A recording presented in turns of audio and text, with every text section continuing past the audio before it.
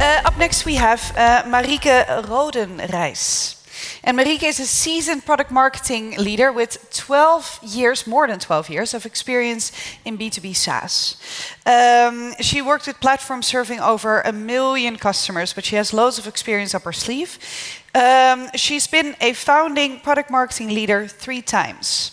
So loads to share, building launch processes from the ground up, driving cross-functional alignment across product, sales, marketing and customer success. So she can talk with us about most of the subjects we've already had covered today. And guiding international scaling journeys as well. I can't wait to hear more. I hope no one fell down upstairs. If you did, then please be careful. Back to Marieke. She's going to be talking about product marketing that pays off, structuring launches for revenue growth. Please welcome on stage Marieke. Yeah. Let's go.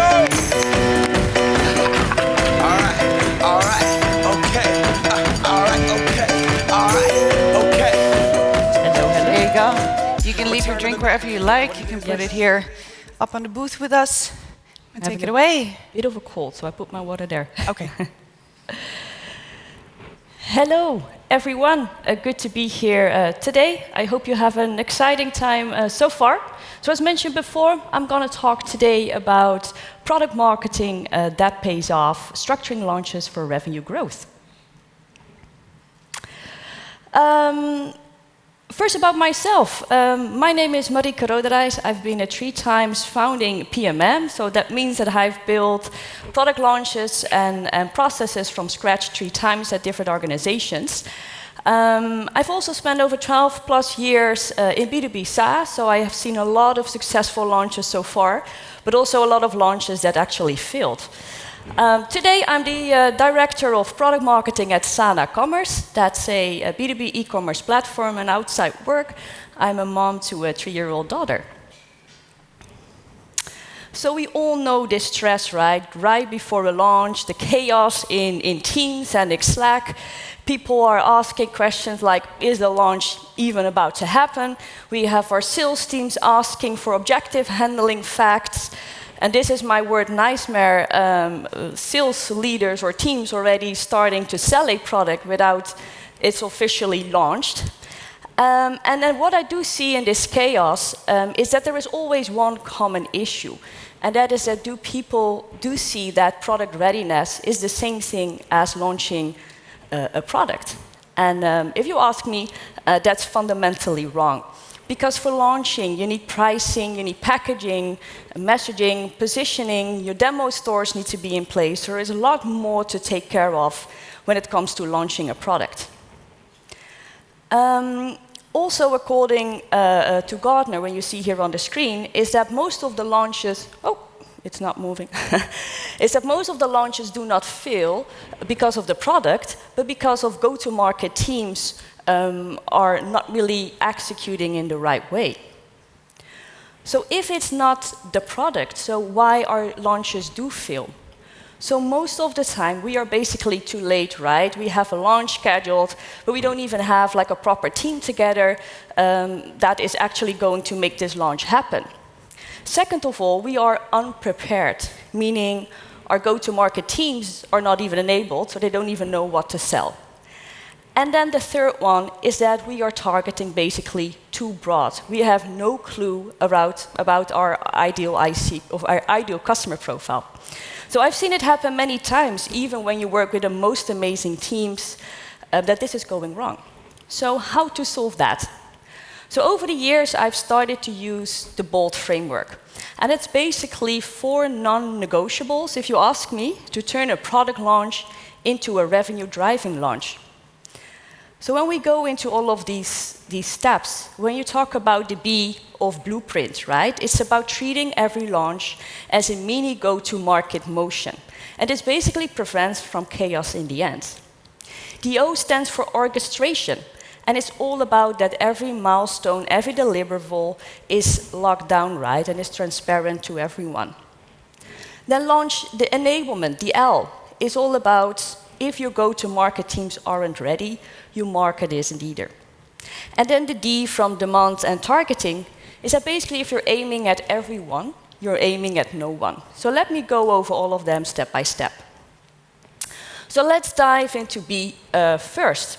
So a full-blown launch planning is not always needed, right? So therefore, I always use this framework basically to understand the impact that it will have. So it's basically built up into two areas about the business value. So what are we expecting in terms of revenue? Is it, for example, that we do believe that this will mitigate churn? And at the end, it's about the customer value, right? So what do we expect the customer to get out of it? And based on this framework, you can decide, well, this is a tier 1, so let's bring a launch group together and put all efforts on. The blueprint also stands for what I mentioned before, treating every launch as a mini go-to-market function and asking yourself basically 3 questions, right? So what is the business outcome that we are expecting, right? Is it something that we are expecting new revenue growth? Are we expecting deal acceleration or expansion? That has to be clear really from day one. Then a second question you should ask yourself, who is it that we are exactly launching it for? And I'm not even talking then about is it mid-market, is it enterprise, but it's really about those personas that live in those accounts. So I work for a B2B e-commerce platform, so we do have personas like e-commerce managers, but also IT or finance. But that means that all those people, they have different use cases to be solved and different messaging that resonates with them. And then finally, the most important question is why will they care, right? How can we turn those features into the actual value? So if you can't really answer those 3 questions on revenue, ICP, and value, you're basically risking that you're making a lot of noise or in the market without knowing what the actual business impact would be. So the next one is orchestration, and that is where really most launches fall apart. And I don't want to bore you today with an Excel file like this, but this is really what it takes to launch a tier 1 product into the market. So my advice, if you don't have yet a formal launch group, or how you want to call it, in place, then get that today. And even if possible, also have a program manager. And why is this so critical? It's basically 4 things. So the one is, it's visibility across teams. Because when you do have representatives from each function, they all understand, like the milestones and what they are responsible for. It also mitigates risk. So if you have a clear launch planning, you'll also know where things are going wrong, and you can also act on it in time and not one day before the actual launch. It also helps with operational rigor, right? Structures, approvals, launch phases go to another. You all understand what is needed to get there. And another important one is unified messaging.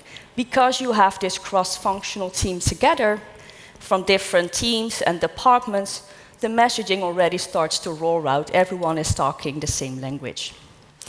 I have made a copy for you all available, so there is a QR code as well, so you can scan it. It will go to my LinkedIn. You can send me a message. I'm happy to share. The nice thing of an Excel file, right, is that you can also easily upload it in your own project management tool that you use cross-functionally. Think about Monday, think about Asana. But of course, every company is different, so I really would recommend when you have this template, form that group together, sit together, understanding who owns what, think about lead times. You can imagine when you only have in-house teams, lead times would maybe be different when you're working with agencies.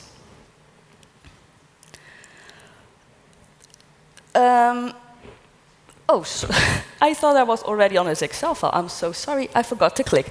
Anyhow, here is a QR code to my LinkedIn profile where you can just click and just send me a message. I'm more than happy to send it over to you.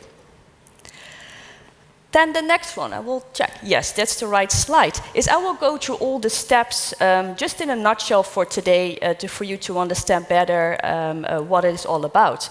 So stage 1 is about laying the groundwork of a successful launch. So that means aligning on a roadmap, aligning on dependencies, but also align on a launch date, right? I've seen so many times that we go back and forth on dates and nobody knows what we're working towards to. Then stage 2 is creating the launch story and the ICP.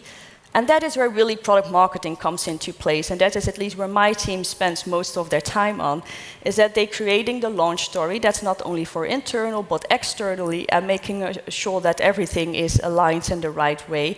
And of course, the ICP description. So how are we building this actually for? Stage 3 is the readiness across functions. And that is a stage where we basically break it down into 3 areas. One is commercial readiness, meaning are our CS teams, our sellers, are they ready to sell? Then we have a marketing readiness. Are we ready to go externally and go to market? And everything is in separate steps, and we do not move forward to the next stage when another one is ticked off. And then a technical enablement. That's basically an element that we've added recently to the planning because of some complex internal things. Think about the technical support that sometimes is needed. So we now even do like separate technical readiness sessions with the teams as well. And then the external launch, right? The most exciting part is to deliver the launch to the customers, prospects, analysts, etc. And of course, also important, the evaluation and the follow-up. So next up is the L from launch enablement. And honestly, this is where you can make or break adoption, right? So if your internal teams are not aligned, they don't know what to sell, how to sell it, that will be a missed opportunity.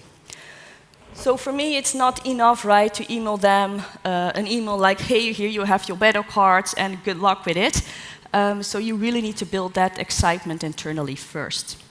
So you could think about, I don't know, launch parties we do sometimes at Sana, where we have like an exclusive launch party up front before we launch it to market to really create that excitement. Also to give them a launch pack that actually works, right? Including battle cards, objective handling, use cases, everything they need and make them exciting to sell. And also run live sessions, right? So they can also start to play with it, and sometimes we even bring some gamification into it as well. So at Sana, we really go beyond enablement, I would say, or beyond just training our go-to-market teams. So we have live sessions, engagement surveys, we have launch packs, live demos, parties. We do a lot, right, to engage our go-to-market teams. And we do see in the data, because we track everything in an external tool, is that an 81% more usage of our go-to-market materials in the last 6 months. And then the last one is the D, and that's about demand and targeting. So where it's all about the foundation, your target account list. And that sometimes you forget about that because you're in a rush of a launch, and then at the moment your team starts asking you, okay, what are the kind of accounts that I need to go after? So for me, this is a very critical point of success when it comes to turning a product launch into revenue. And that all starts with a clear ICP criteria, right? A shared, I don't know what's going wrong with my, oh well, I don't know, I am confused. It's all about, like a shared definition of the right accounts that you agree on from the very first beginning, right? And that it's cross-functional build, that it's not like one team deciding on those accounts, but that you do that together, right? You could ask RevOps based on the ICP criteria to run a list, but there is so much intent within our sales teams or within our CS teams that understand those accounts much better. And that really helps with a prioritized focus, right? And doubling down on those accounts that truly are going to matter. And then the ABX motion. It helps you to enable a more like a coordinated way of account-based engagement. I'm not sure if anyone in this room already using an ABX process. No? Okay, well then I do think it's very interesting to learn more about that. That's not what this talk is about, but I already give a glimpse here, right? Is that on this slide you see some examples of highly personalized one-to-one account-based campaigns. So those accounts that we've selected from the very first beginning, together with our marketing teams, we are really building this highly personalized based on persona and based on accounts. And what we do saw when we started basically from doing marketing into account-based marketing is that in the first month after we launched the product, that we saw 95% of engagement in those accounts and 65% of the engagement within those stall accounts, and that only in 1 month. So what means the power of cross-functional alignment? It helps you with campaigns being laser focused, right? So every launch effort is focused on the right accounts that you already agreed on from the very first beginning. Outreaches means that they are personalized and part of an outreach cadence that is also aligned with, example, your sellers and the outreach from a marketing perspective, or your CS teams and a marketing perspective.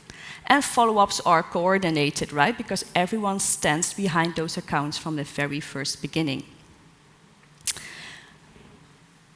Then for product marketing or marketing teams in general, right, it's always very hard to measure your revenue effectiveness, right? So what was your contribution on the launch in general? So I use these 4 quite straightforward, I would say, measurements that we also aligned cross-functionally, right? So it's not that we are agreed on those measurements from a marketing perspective. No, we've did that together with the whole revenue organization. And that means that we look into the percentages of tall accounts reached, so accounts who has seen our ads or campaigns. We are looking into accounts that are engaged, meaning that accounts who did a walkthrough on an online form or watched an online event or watched the demo. And then the number of open opportunities, so what was basically the pipeline influenced by the launch itself. And then the 4th one is about the number of closed deals. So that's basically the direct proof of the revenue. So it's quite straightforward, but those 4 numbers really help us to steer and measure the direct impact. Also pretty fast, right? If you're only measuring at the end of the funnel, so what is happening at the beginning? So I'm already about to wrap up. So if you only remember 3 things from today, it's basically plan early, enable often, and target precisely. And I'm sure that will help you to be on the right track to structuring your launches for revenue growth. And that was it for today, and I hope you enjoyed it and have a great time.